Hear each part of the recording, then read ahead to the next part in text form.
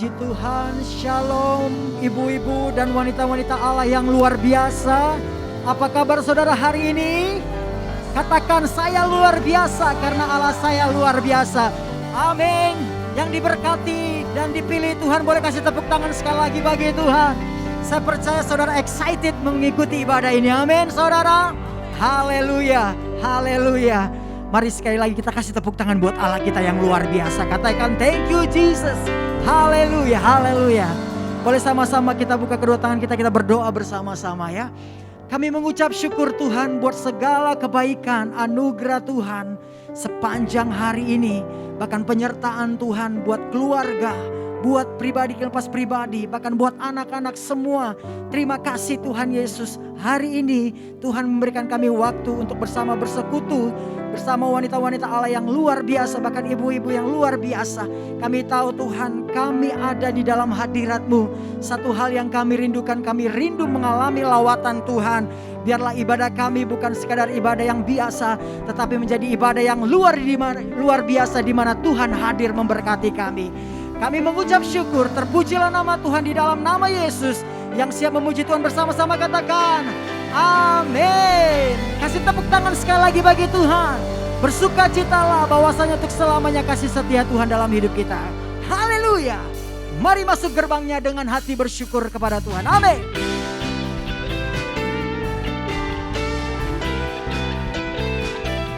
Sebab Tuhan Dia baik, untuk selamanya kasih setianya. Amin saudara. Mari masuk gerbangnya dengan hati bersyukur, halamannya dengan pujian penuhi baiknya dengan nyanyian syukur, hadiratnya penuh sukacita. Katakan sebab Tuhan Dia baik dan anugerahnya kekal selama-lamanya. Amin. Sebab Tuhan Dia baik dan anugerahnya kekal selama-lamanya. Amin. Mari bertepuk tangan dan memuji Tuhan lebih lagi. Amin saudara. Sebab Dia baik, untuk selamanya kasih setianya bagi saudara dan saya. Katakan, mari masuk gerbangnya, oh dengan hati bersyukur, halamannya dengan pujian penuhi baiknya dengan nyanyian syukur, hadiratnya penuh sukacita. Katakan, sebab Tuhan Dia baik dan anugerahnya kekal selama-lamanya. Amin. Sebab Tuhan Dia baik dan anugerahnya kekal selama-lamanya. Lebih sungguh lagi katakan, sebab Tuhan Dia baik dan anugerahnya kekal selama-lamanya. Amin. Sebab Tuhan Dia baik dan anugerahnya kekal selama-lamanya. Amin. Selama-lamanya, selama-lamanya, selama-lamanya. Amin. Yang percaya katakan amin. Sebab Dia Allah yang baik. Amin. Haleluya, haleluya, haleluya. Engkau baik, teramat baik. Katakan saudara, Engkau baik, teramat baik. Katakan katakan kepada Yesus kita, Engkau baik, teramat baik. Engkau baik, teramat baik. Boleh kasih tepuk tangan bagi Tuhan, katakan haleluya.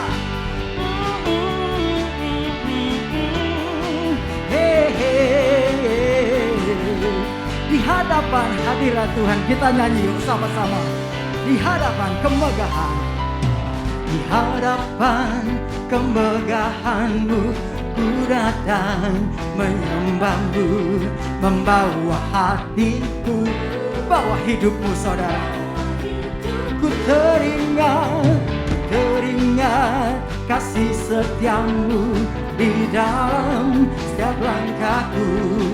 Sungguh Engkau baik di dalam hidup. Katakan, Engkau baik, teramat baik. Engkau baik, teramat baik. Engkau baik, Engkau baik, teramat baik.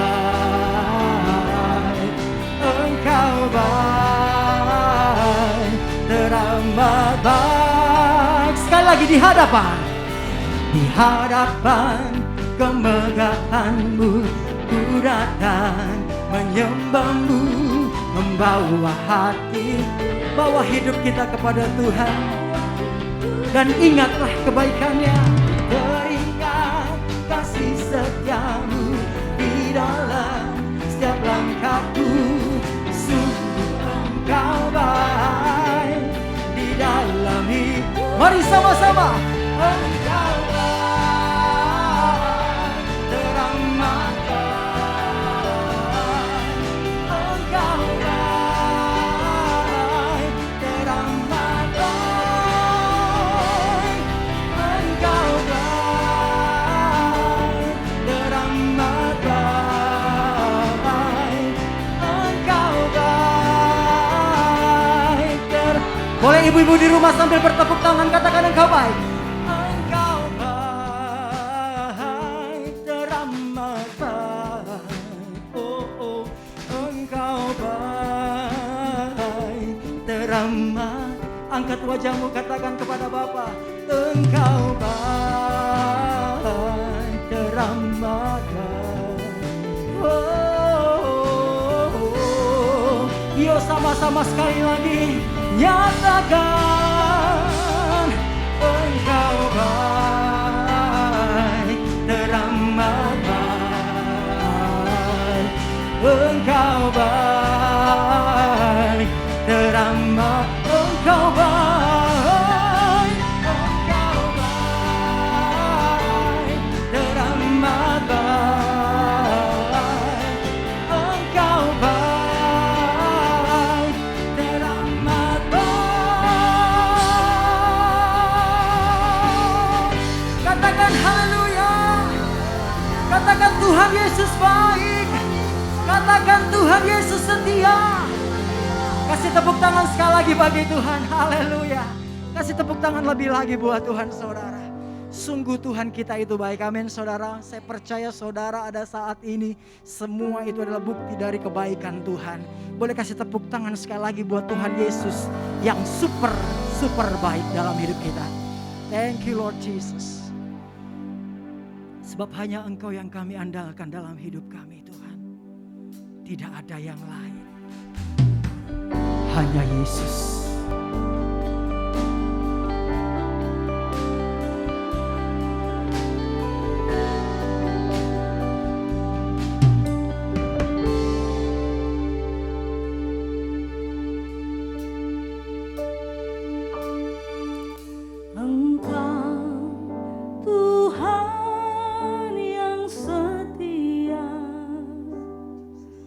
Waktumu selalu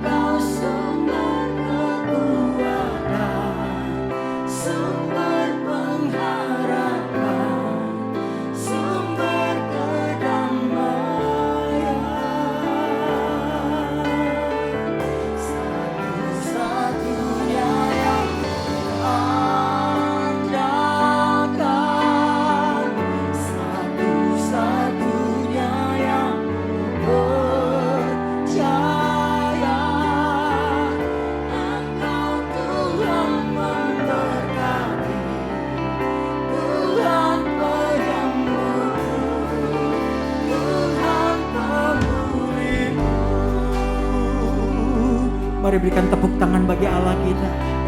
Sungguh Engkau ya Tuhan yang kami andalkan. Oh, katakan Engkau Tuhan setia, waktumu selalu yang terbaik. Engkau Tuhan sandaran, Tuhan sandaranku, dan ku hanya kan berharap padamu. Oh, satu-satunya yang ku andalkan, satu-satunya yang percaya. Engkau sumber kekuatan, sumber pengharapan, sumber kedamaian. Oh, satu-satunya yang andalkan, satu-satunya yang percaya. Engkau Tuhan memberkati, Tuhan penyembuhku, Tuhan pemulihku. Biar musik mengalir bagi Tuhan. Mari masing-masing datang kepada Tuhan. Nyatakan bahwa engkau selalu mengandalkan Tuhan di dalam kehidupanmu. Nyatakan bahwa satu-satunya Tuhan yang kau sembah adalah Yesus Tuhan, yang menjadi penolongmu, yang menjadi penghiburmu, yang menemani engkau di dalam setiap musim hidupmu.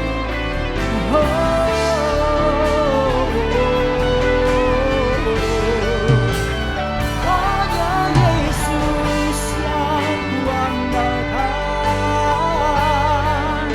hanya Yesus yang kupercaya. Engkaulah Tuhanku, Engkaulah Bapakku selama hidupku. Boleh angkat kedua tangan kita. Satu-satunya yang kuandalkan, satu-satunya yang percaya. Engkau sumber kekuatan, sumber pengharapan, sumber kedamaian. Satu-satunya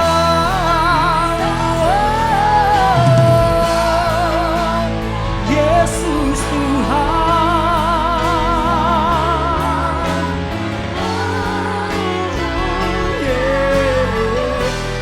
Kau Tuhan memberkati, Tuhan penyembuhku, Tuhan pemulih.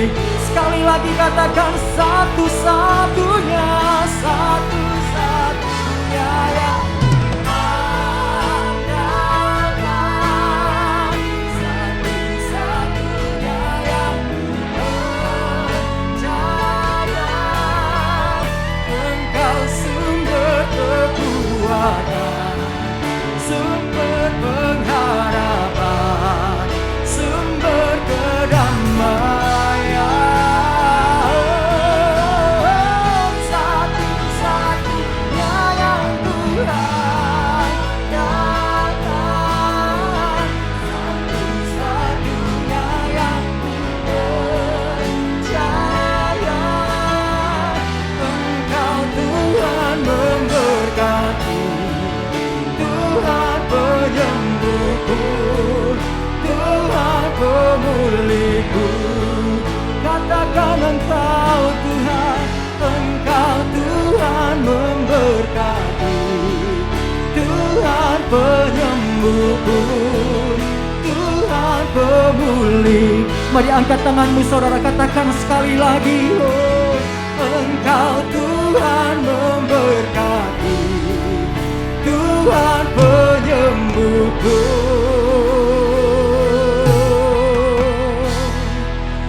Tuhan pemulihku.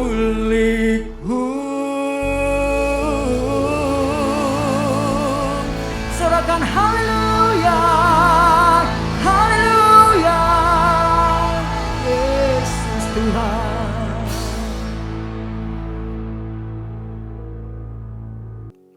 Shalom, Women in Christ, Jemaat GBI Puri Indah yang dikasihi Tuhan.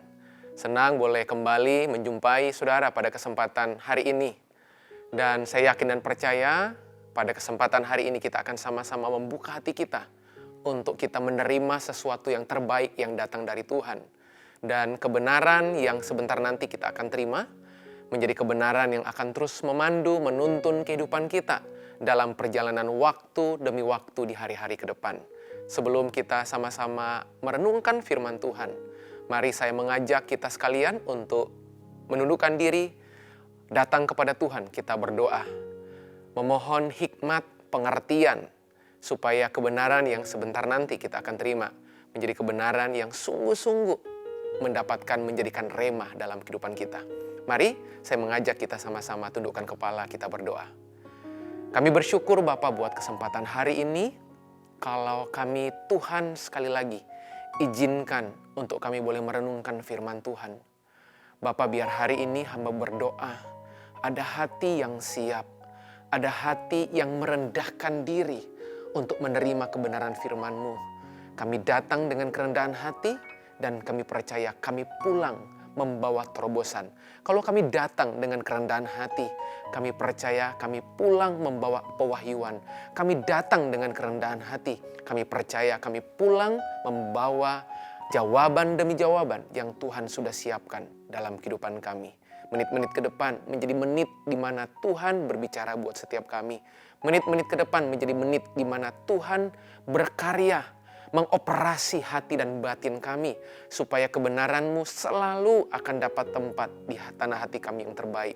Kebenaran ini menjadi kebenaran yang berakar kuat, kebenaran yang akan bertumbuh, kebenaran yang akan berbuah, dan setiap buah yang terlihat dalam kehidupan kami menjadi buah yang akan dinikmati banyak orang. Keluarga kami, semua orang-orang yang dekat dengan kami, bahkan semua orang yang bertemu boleh mengalami Kristus lewat kehidupan kami. Terima kasih, kami serahkan waktu ini ke dalam tangan Tuhan, hanya di dalam dan demi nama Yesus. Kami berdoa, kami mengucap syukur, bersama berkata, amin, amin, amin. Saudara yang dikasihi Tuhan, hari ini kita akan sama-sama belajar satu bagian dari firman Tuhan yang penting untuk sama-sama kita pahami, penting untuk sama-sama kita kenali dengan baik. Sebab seberapa mampu kita mengenali sesuatu, maka yang terjadi sekuat itulah kita akan menjalani kehidupan. Kemampuan mengenali akan menentukan kemampuan bertindak. Makanya Alkitab menulis umat yang mengenal Allahnya akan tetap kuat dan bertindak. Pengenalanmu kepada Tuhanmu mendatangkan kekuatan. Pengenalanmu kepada Tuhanmu tidak hanya berhenti kepada kuat. Pengenalan kita kepada Tuhan tidak hanya membuat kehidupan kita makin kuat, tapi Alkitab bilang pengenalan kita kepada Tuhan seyogianya, seharusnya membuat kehidupan kita bertindak, membuat kehidupan kita bekerja, membuat kehidupan kita berlanjut, membuat kehidupan kita terdorong ke depan untuk mengerjakan banyak hal demi dan untuk Tuhan. Mari saudara yang dikasihi Tuhan, saya mengajak kita sama-sama melihat dari kitab 1 Yohanes pasal yang kedua. Kitab 1 Yohanes pasal yang kedua, ayat yang ke-17. Saya akan perlahan-lahan mengantar kita bersama melihat ayat ini. 1 Yohanes pasal yang kedua, ayat yang ke-17. Dan dunia ini sedang lenyap. Perhatikan dengan baik. Yang sedang lenyap dunia ini. Makanya orang yang gantungkan harapannya kepada perspektif dunia. Orang yang gantungkan harapannya pada dunia, Alkitab bilang, dengan sadar dan sengaja orang tersebut menghantar kehidupannya menjadi lenyap. Karena Alkitab menulis dan dunia ini sedang lenyap. Sedang lenyap itu berarti sebuah situasi, kondisi, keadaan yang sementara atau sedang berlangsung. Jadi kalau kehidupan hari-hari ini, saudara sementara bergantung kepada dunia ini. Saudara sementara bergantung kepada orang lain. Saudara bergantung kepada apa yang ada di tangan saudara. Saudara bergantung pada apa yang saudara percayai, yaitu dunia ini. Saudara bergantung kepada apa yang selama ini membuat saudara nyaman selain kepada Tuhan. Alkitab bilang sedang lenyap. Dan dunia ini sedang lenyap dengan keinginannya. Saya mau pastikan kepada saudara hari ini bahwa orang yang bergantung kepada dunia adalah orang yang sedang memuaskan keinginannya. Kapan saudara ingin berupaya memuaskan keinginan saudara, saudara lagi melepas Tuhan dalam kehidupanmu. Pada saat saudara melepaskan Tuhan berarti saudara lagi terkoneksi, terhubung dengan seluruh keinginan-keinginan dunia. Kenapa? Sebab Alkitab jelas berkata, dan dunia ini sedang lenyap dengan keinginannya. Tetapi orang yang melakukan kehendak Allah tetap hidup selama-lamanya. Wow, menarik sekali. Dari ayat ini kita menemukan bahwa hanya ada satu jenis orang yang Alkitab katakan tetap hidup untuk selama-lamanya. Saya ulang sekali lagi, hanya ada satu jenis orang yang jelas Alkitab bilang orang tersebut hidup untuk selama-lamanya. Hidup untuk selama-lamanya di sini bukan berarti hidupnya nggak pernah mati secara fisikly, enggak. Setiap kita pasti satu waktu nanti Tuhan akan panggil dan menghadap kepada kekekalan. Tetapi yang menarik di ayat ini, tetap hidup untuk selama-lamanya artinya apa? Orang yang sekali lagi melakukan kehendak Allah, berarti orang itu kehidupannya akan terus mengerjakan panggilannya, mengerjakan kehendak Tuhan dalam kehidupannya. Dan untuk itulah kehidupannya akan terus berlangsung. Bahkan sampai kita Tuhan panggil, orang akan tetap kenang kita sebagai orang yang mengerjakan kehendak Allah. Makanya Bapak Ibu Saudara pernah dengar, ya, saudara pernah mendengar ada satu ayat di Alkitab menulis, dan Daud mengerjakan kehendak Allah lalu dia mangkat. Berarti kehendak Allah menjadi sesuatu yang penting. Kehendak Allah menjadi sesuatu yang paling krusial dalam kehidupan kita. Memahami kehendak Tuhan itu jadi sesuatu yang penting dalam kehidupan kita. Sekali lagi, orang yang melakukan kehendak Allah tetap hidup selama-lamanya. Dalam terjemahan bahasa yang lain, saya akan kutip dari terjemahan versi bahasa Indonesia yang sederhana. 1 Yohanes pasal 2 ayat 17 berkata, ingatlah bahwa dunia dan segala sesuatu yang ada di dalamnya yang diinginkan oleh manusia sedang menuju kepada kebinasaan. Jadi kalau kehidupan kita terfokus pada keinginan dunia, Alkitab bilang kita memberi diri kepada kebinasaan. Jadi kalau kehidupan kita terfokus kepada keinginan-keinginan diri kita sendiri, bukan lagi keinginan Tuhan dan kehendaknya, kita lagi mengantar kehidupan kita kepada kebinasaan. Tetapi orang-orang yang melakukan kehendak Allah akan tetap hidup selama-lamanya. Selalu saja bahwa keinginan diri dan kehendak Allah adalah dua hal yang seringkali bertolak belakang. Keinginan diri dan kehendak Allah itu nggak bisa kerjasama. Keinginan diri dan kehendak Allah itu nggak bisa join, nggak bisa. Keinginan diri dan kehendak Allah itu nggak bisa saling mensupport, nggak bisa. Oke? Keinginan diri dan kehendak Allah itu nggak bisa jalan secara paralel, nggak bisa. Kapan Anda mencondongkan hati dan kehidupan saudara kepada keinginan dirimu, kepuasan dirimu, keinginan, kepuasan, kebutuhan personal dirimu, makanya di saat yang sama saudara lagi menjauh dari kehendak Allah, menjauh dari kerinduan Tuhan. Jelas Alkitab menulis. Dan kapan kita membesarkan keinginan diri kita sendiri, pada saat yang sama kita sedang mengecilkan kehendak Allah dalam hidup kita. Saudara membesarkan keinginanmu, saudara mengecilkan kehendak Allah. Saudara membesarkan dirimu sendiri, keinginanmu, keegoisanmu, self-centermu, saudara lagi memperkecil kehendak Allah dalam kehidupan saudara. Nah, mari kita akan lihat dalam hal apa saja sesuatu itu terhubung dengan kehendak Allah. Dalam hal apa saja kehendak Allah itu bisa terlihat. Ya. Mungkin saudara bertanya, saudara berkata, bagaimana saya tahu saya itu lagi mengekspresikan, saya lagi menghidupi kehendak Allah dalam kehidupan saya. Nah, ada beberapa tanda Alkitab menulis orang-orang yang hidup dalam kehendak Allah. Ada beberapa tindakan, ada beberapa contoh, ada beberapa hal-hal yang praktis, ekspresi yang terlihat. Kapan seseorang sedang menghidupi atau menjalankan kehendak Allah. Mari kita akan lihat ada 4 poin yang akan saya bagikan kepada kita bersama-sama di kesempatan hari ini. Oke, ada 4 hal yang terkait dengan kehendak Allah. Kapan seseorang dikatakan menghidupi kehendak Allah? Nah, terlihat dari 4 hal ini. Yang pertama, mari kita lihat bersama-sama Roma pasal 12 ayat yang kedua.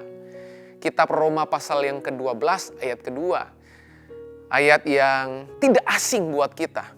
Ayat yang seringkali kita membacanya, bahkan kita seringkali mendengarnya. Waktu banyak orang mengkhotbahkannya, banyak hamba-hamba Tuhan mengutipnya. Roma 12 ayat kedua. Janganlah kamu menjadi serupa dengan dunia ini. Artinya apa? Janganlah kamu sesuai punya keinginan dengan dunia ini. Tadi kita udah baca bahwa waktu saudara sandarkan keinginanmu kepada dunia, saudara lagi mengantar kehidupan saudara kepada kebinasaan, kehidupan yang lenyap. Makanya di ayat yang kedua dari Roma pasal 12 juga menyinggungnya. Janganlah kamu menjadi serupa dengan dunia ini, tetapi berubahlah oleh pembaharuan budimu sehingga kamu dapat membedakan manakah kehendak Allah, apa yang baik, yang berkenan kepada Allah dan yang sempurna. Tanda pertama orang yang menghidupi kehendak Allah, tanda yang pertama yang terlihat secara jelas orang itu sementara mengerjakan kehendak Allah adalah orang yang terbiasa. Terbiasa, sekali lagi Alkitab bilang berubah dalam pembaharuan budi. Orang yang terbiasa mengubah cara berpikirnya. Yang cara berpikirnya gak sesuai dengan firman, dia ubah dengan rela dan senang hati. Menyesuaikan dengan apa kata firman. Apa yang selama ini dia percayai yang gak sesuai dengan firman, dia putuskan hari itu untuk berhenti dan kemudian menselaraskan kehidupannya kepada pikiran-pikiran yang sesuai dengan firman. Jelas di ayat ini kita melihat, Alkitab menulis, berubahlah oleh pembaharuan budimu. Karena kalau pikiranmu berubah, Alkitab bilang, pikiranmu sangat terhubung dengan kehendak Tuhan. Sebab pikiran kita seringkali mengendalikan kehidupan kita. Nah, kalau pikiran kita tertuju kepada dunia, pikiran kita tertuju kepada keinginan diri sendiri, pikiran kita tertuju kepada kemauan diri kita sendiri, maka yang terjadi kehendak diri kita sendiri yang akan kita lakukan. Karena pikiran kita akan menentukan tindakan-tindakan kita. Kehendak Allah itu berupa apa? Sesuatu yang kita hidupi. Kehendak Allah itu berarti apa? Segala sesuatu yang kita lakukan. Jadi kita bukan cuma sekedar mengetahui kehendak Allah. Tetapi lebih daripada itu, setelah kita tahu, kita melakukan apa yang kita ketahui. Dan untuk tahu apa kehendak Allah, Alkitab bilang itu sangat terhubung, terkoneksi, terlihat dari yang namanya cara berpikir. Dari yang namanya pola pikir. Makanya Yesus menghabiskan 3,5 tahun lamanya. Kumpul dengan murid-muridnya hanya untuk mengubah cara mereka berpikir. Sebab orang yang tidak pernah merubah cara berpikirnya tidak akan pernah mengubah apapun dalam kehidupannya. Alkitab jelas menuliskan berulang-ulang. Ada begitu banyak dalam kehidupan kita. Kita nggak mengubah cara berpikir kita yang sesuai firman. Kita hanya mempercayai apa yang selama ini kita percayai yang belum tentu apa kata firman. Kita hanya mempercayai apa yang selama ini kata orang lain. Lalu kemudian yang kata orang lain itu menjadi sebuah fakta, padahal kebenaran itu berdiri di atas sebuah fakta. Oke? Sekali lagi persoalannya di cara kita berpikir. Makanya hari ini perhatikan dengan baik-baik. Woman in Christ, wanita-wanitanya Tuhan, wanita-wanitanya Allah. Bagaimana cara kita berpikir hari-hari ini? Ada begitu banyak orang yang cara berpikirnya seperti orang bebal. Dia udah tahu, tapi dia nggak mau tahu. Paham maksud saya? Dia tahu, tapi dia nggak mau tahu. Artinya dia nggak mau tahu, dari apa yang dia tahu adalah dia nggak mau berubah. Dia udah tahu, tapi dia nggak mau tahu. Makanya dia nggak mau berubah. Apalagi hal-hal yang dia puaskan pikiran-pikirannya, yang sesuai dengan yang dia mau. Bagaimana mungkin kehendak Allah itu bisa terhubung buat kita yang tidak pernah merubah cara berpikir kita? Berkali-kali Yesus menegur murid-muridnya hanya karena persoalan cara berpikir. Saudara masih teringat satu ketika Yesus datang ke kolam Bethesda, bukan? Ada seorang yang sudah 38 tahun lamanya, Alkitab bilang menderita sakit. Dia lumpuh 38 tahun. 38 tahun ada di kolam Bethesda dalam kondisi lumpuh. Dan cara berpikir si lumpuh adalah kesembuhan hanya bisa terjadi di kolam tersebut. Makanya dia menunggu di kolam tersebut kan 38 tahun. Tapi tahukah saudara, di manakah tempat si lumpuh itu mengalami mujizat kesembuhan? Bukan di kolam. Di tempat di mana dia berdiri atau tempat di mana dia ada di situ. Ya, dia lumpuh, dia nggak bisa berdiri. Tempat di mana dia ada di tempat itu, disitulah Yesus melakukan mujizat kesembuhan. Yesus tidak mengajak dan nggak mengantar si orang lumpuh itu menuju kolam Bethesda. Tetapi Yesus berkata di tempat itu, di tempat di mana si orang lumpuh itu ada 38 tahun. Yesus berkata, "Hai lumpuh, angkatlah tilammu dan berjalanlah." Coba cara berpikirnya si lumpuh, kesembuhannya terjadi di mana? Kesembuhannya terjadi di kolam. Tapi cara berpikir kerajaan Allah, cara berpikir kehendak Tuhan, kolam tidak selalu menjadi tempat di mana si lumpuh itu disembuhkan. Tetapi kesembuhan bisa datang di tempat manapun dalam konteks kehendak Tuhan. Coba Anda bayangkan hari ini. Kalau seandainya Anda hanya berpikir, oh kesembuhan itu hanya bisa terjadi dengan cara A. Karena udah biasa saudara dengar dengan cara A. Sama seperti si lumpuh. Dia hanya berpikir kesembuhan cuma ada di kolam Bethesda.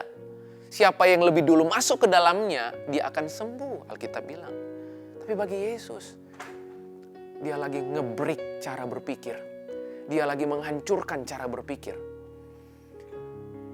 Bahwa kesembuhan bisa terjadi dimanapun dalam kehendak dan maunya Tuhan. Berapa banyak dalam kehidupan kita nggak ngalamin terobosan hanya karena persoalan cara berpikir, bukan? Kita berpikir bahwa, oh hanya bisa seperti ini kalau Tuhan bekerja. Oh Tuhan bekerja itu dengan cara seperti ini. Kita membatasi kuasa Tuhan, mujizat Tuhan, kesembuhan Tuhan, terobosan demi terobosan. Hanya berdasarkan cara berpikir kita yang lama. Makanya Alkitab bilang baharui, perbaiki cara berpikir kita, ubah cara berpikir kita. Sehingga dengan perubahan cara berpikir, kita mampu mengenali, kita mampu membedakan mana kehendak Tuhan dalam hidup ini. Hal yang pertama, kehendak Tuhan itu terekspresikan, terlihat dari cara berpikir seseorang. Oke, dia sejalan nggak? Dia selaras nggak? Mudah berubah nggak? Ya, open mind. Mudah terbuka dengan teguran, mudah terbuka dengan masukan, mudah terbuka dengan kebenaran firman Tuhan. Itu hal yang pertama yang terkait dengan kehendak Allah. Sekali lagi yang pertama, pembaharuan pikiran. Sekali lagi saya mau ingatkan, orang yang tidak mengubah pikirannya, orang yang tidak mengubah, membaharui, memperbaharui cara berpikirnya, tidak akan pernah mengubah apapun dalam hidupnya. Yang kedua, mari kita akan lihat bersama-sama. 1 Petrus pasal yang keempat ayat yang kedua. Kitab 1 Petrus pasal yang keempat ayat yang kedua. Kita akan lihat bersama-sama. 1 Petrus pasal keempat ayat kedua. Supaya waktu yang sisa jangan kamu pergunakan menurut keinginan manusia, tetapi menurut kehendak Allah. Jadi rupanya di ayat ini ada korelasi, ada hubungan bahwa orang yang menggunakan waktu yang sisa, dia pergunakan waktu yang sisa, itu terhubung dengan kehendak Allah dalam hidupnya. Jadi antara waktu dan kehendak Allah itu sangat terkait. Kita akan bisa melihat orang yang menghidupi kehendak Tuhan dalam kehidupannya adalah orang-orang yang selalu memanfaatkan waktu. Selalu menggunakan waktu. Bahkan Alkitab bilang yang sekarang ini itu waktu sisa. Saudara tahu arti kata waktu sisa? Waktu sisa itu berarti gini, udah gak banyak. Oke, waktu sisa itu berarti waktu yang terbatas. Ya, waktu yang sisa itu berarti ada kalimat waktu yang sisa, berarti udah nggak panjang. Coba, waktu yang sisa artinya gini, sisa waktu. Berarti gini, udah di ujung. Waktu yang sisa itu berarti di penghujung, mau berakhir, mau ending gitu. Oke, waktu yang sisa Alkitab bilang. Nah, waktu yang sisa jangan kamu pergunakan menurut keinginan manusia. Sekali lagi, keinginan manusia berarti sahabatnya dunia, mengantar kita kepada kebinasaan. Tetapi menurut kehendak Allah. Bagaimana dengan persoalan waktu di hari-hari ini? Seringkali kita nggak pernah memaknai kehidupan kita dengan waktu yang benar. Kita nggak memanfaatkan waktu yang sisa ini sebaik-baiknya. Ya, kita menunda berbuat baik, kita menunda menolong sesama, kita menunda melayani Tuhan, kita menunda mengampuni, kita menunda apa? Penghormatan kepada suami, kita menunda melayani orang lain hanya karena persoalan apa? Kita hanya ingin memuaskan keinginan kita sendiri. Lalu kemudian kita baru sesal, kita baru menyesali pada bagian babakan akhir kehidupan kita. Dan pada saat itu kita udah gak bisa berbuat apapun. Kita menyesalinya. Makanya jangan pernah menunda hal-hal yang Tuhan bilang lakukan hari ini. Jangan pernah nunda. Sebab sahabat penundaan adalah penyesalan. Kapan saudara menunda? Di saat yang sama saudara lagi menciptakan satu penyesalan dalam kehidupan saudara. Saudara menunda hal yang kedua, saudara lagi menciptakan penyesalan kedua. Saudara menunda 10 hal dalam hidup saudara, saudara lagi membangun 10 penyesalan dalam kehidupan saudara. Sebab penundaan selalu menghadirkan penyesalan. Berapa banyak dalam kehidupan kita Tuhan gerakkan hati kita untuk segera tolong orang itu.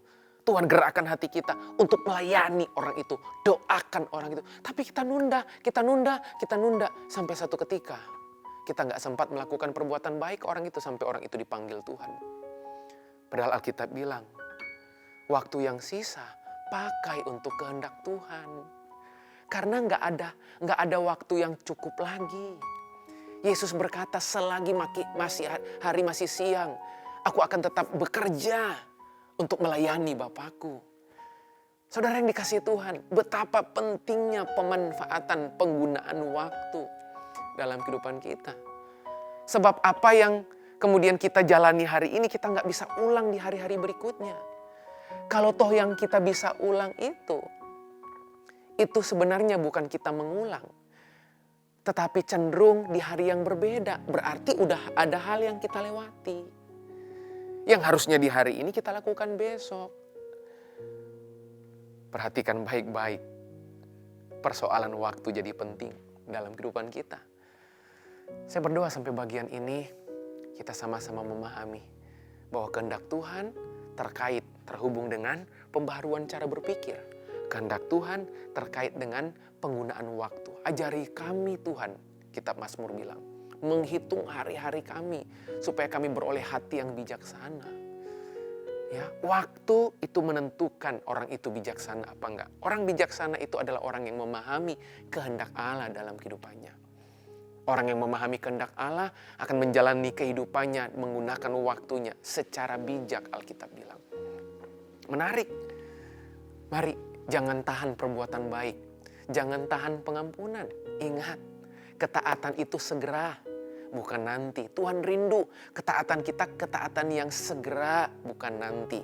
Berarti apa? Mengandung unsur waktu yang harus saat itu juga. Jangan ditunda. Apalagi menunda kehendak Allah dalam kehidupan saudara. Coba kalau saudara kemudian berdoa. Saudara berdoa dan saudara mengharapkan pertolongan Tuhan. Lalu Tuhan menunda pertolongannya buat kehidupan saudara. Rasanya nggak nyaman, rasanya nggak menyenangkan. Sama dalam kehidupan ini, jangan pernah tunda hal-hal yang bisa saudara lakukan. Hal-hal yang bisa segera saudara lakukan. Yang kedua, pengaturan waktu. Yang ketiga, apa kaitannya kehendak Allah itu terekspresikan dalam hal apa? Ibrani pasal 10 ayat 36. Kita akan lihat sama-sama. Ibrani pasal yang ke-10 ayat 36. Saya akan bacakan buat saudara. Ibrani 10 ayat 36. Sebab kamu memerlukan ketekunan, supaya sesudah kamu melakukan kehendak Allah, kamu memperoleh apa yang dijanjikan itu. Wow. Di situ ada 3 kata penting. Kata penting pertama Alkitab bilang sebab kamu memerlukan ketekunan. Kenapa kita mesti memerlukan ketekunan? Kenapa kita perlu tekun? Sebab Alkitab bilang supaya sesudah kamu melakukan kehendak Allah, kamu memperoleh apa yang dijanjikan. Jadi sebenarnya kehendak Allah itu mengandung janji. Tapi saudara hanya akan bisa mengambil janji itu, mengambil kehendak Allah, menghidupi kehendak Allah, itu kalau saudara tekun. Karena ada keterhubungan yang amat sangat jelas di Ibrani pasal 10 ayat 36.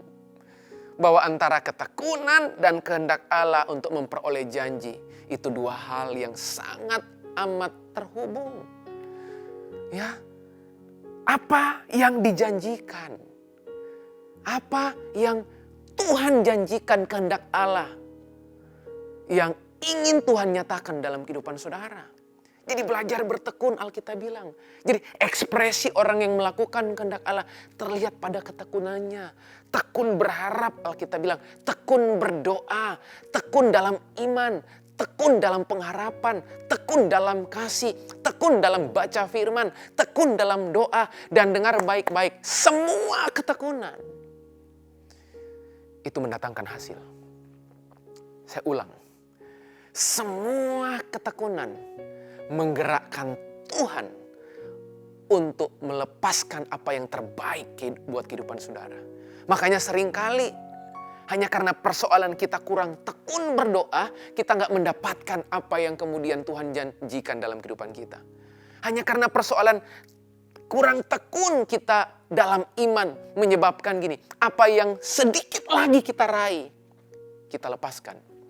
Hanya karena persoalan tekun dalam disiplin, akhirnya kita kehilangan hal yang bernilai dalam kehidupan kita. Ketekunan itu apa? Ketekunan itu kesungguhan hati, itu ketekunan. Ketekunan itu apa? Perseverance gitu. Ketekunan apa? Konsistensi, sebuah tindakan, sesuatu yang kita kerjakan terus menerus. Makanya dengar baik-baik. Kapan ketekunan terbentuk? Ketekunan terbentuk dalam ujian iman. Kapan ketekunan terbentuk?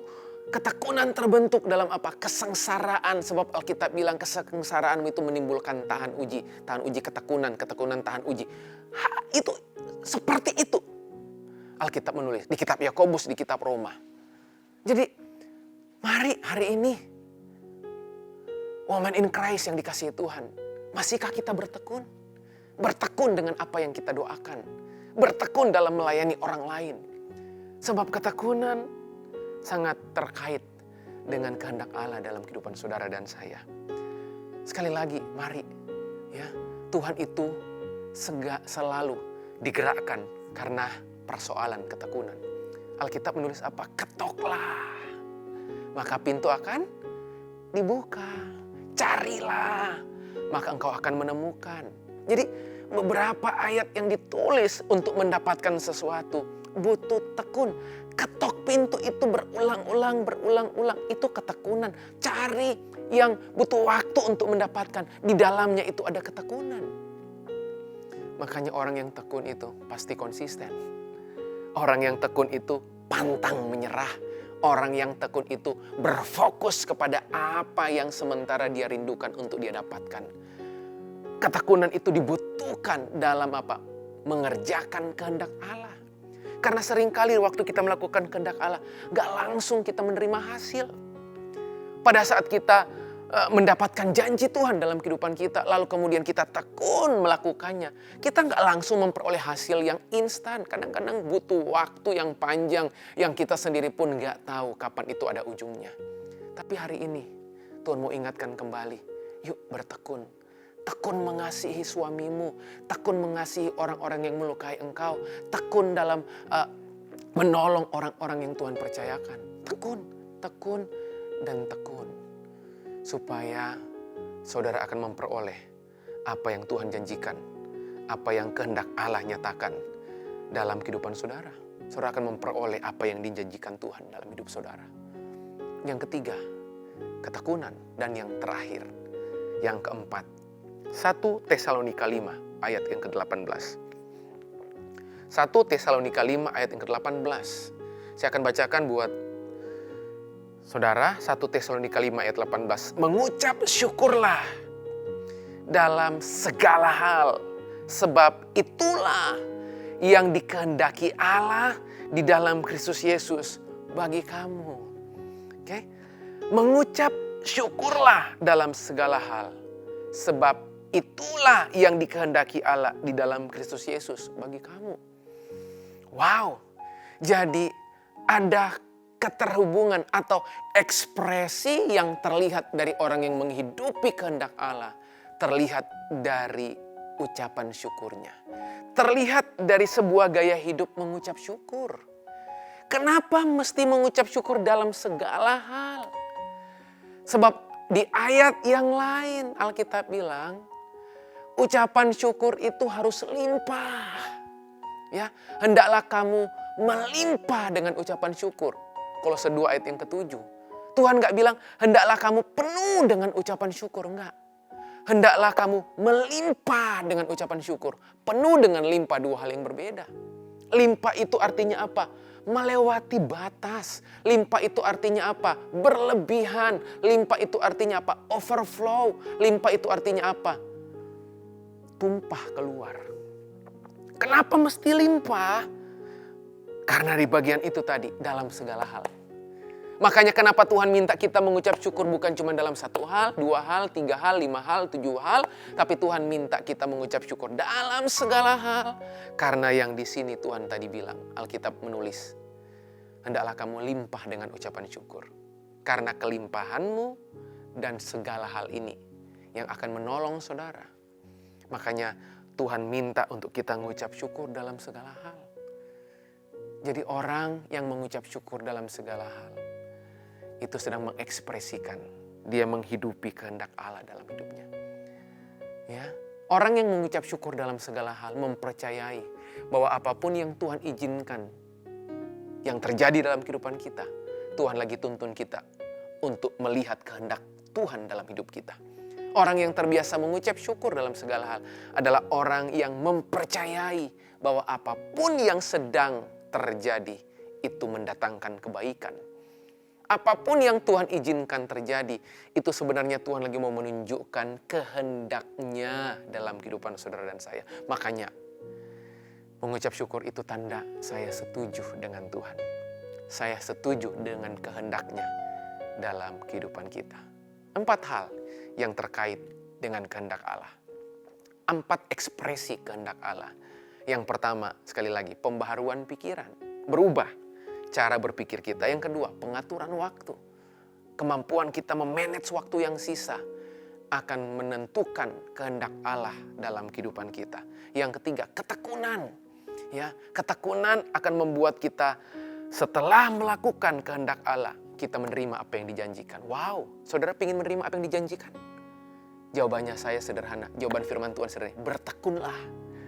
Oke, yang keempat, belajar mengucap syukur dalam segala hal. Itu ekspresi dari orang-orang yang menghidupi kehendak Allah dalam kehidupannya. Woman in Christ yang dikasihi Tuhan, saya berdoa biar 4 kebenaran ini, 4 ekspresi kehendak Allah itu akan sungguh-sungguh menolong, membantu, menuntun kehidupan kita untuk melihat bahwa kehendak Allah terus-menerus akan dinyatakan dalam kehidupan kita. Saya berdoa biar kita menjadi orang-orang, wanita-wanitanya Allah yang memastikan kehendaknya tergenapi dalam kehidupan saudara dan saya. Woman in Christ yang dikasihi Tuhan, God bless you all. Tuhan Yesus memberkati saudara. Kita tundukkan kepala. Kita sama-sama berdoa. Kami bersyukur Bapa buat kesempatan hari ini. Kami sudah menerima firman-Mu, meteraikan kebenaran-Mu dalam kehidupan kami. Kami mau belajar, menghidupi, mengekspresikan setiap kehendak Allah yang kami terima, yang kami dengarkan di saat ini Tuhan. Terima kasih. Mampukan kami Roh Kudus, bantu kami Tuhan, supaya kami benar-benar secara sukarela, taat, penuh, menghidupi apa yang telah kami dengar. Sekali lagi Tuhan, sempurnakan firman-Mu. Hamba-Mu menyerahkan setiap kami yang sedang mendengarkan firman ini dan yang akan mendengarkan firman Tuhan ini. Hanya di dalam nama Yesus kami sudah berdoa, kami mengucap syukur. Sama-sama berkata, amin, amin. Tuhan Yesus memberkati.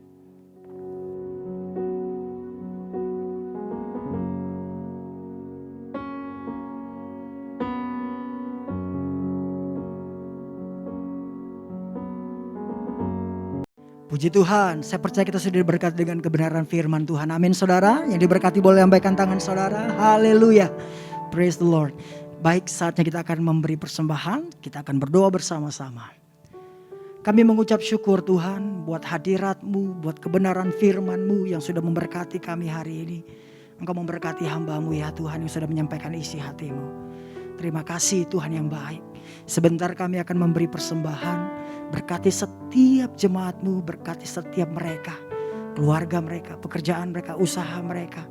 Apapun yang mereka kerjakan, Roh Kudus tuntun dan buat berhasil. Nama Tuhan dipermuliakan. Kami memberi dengan ucapan syukur di dalam nama Tuhan Yesus. Haleluya. Amin.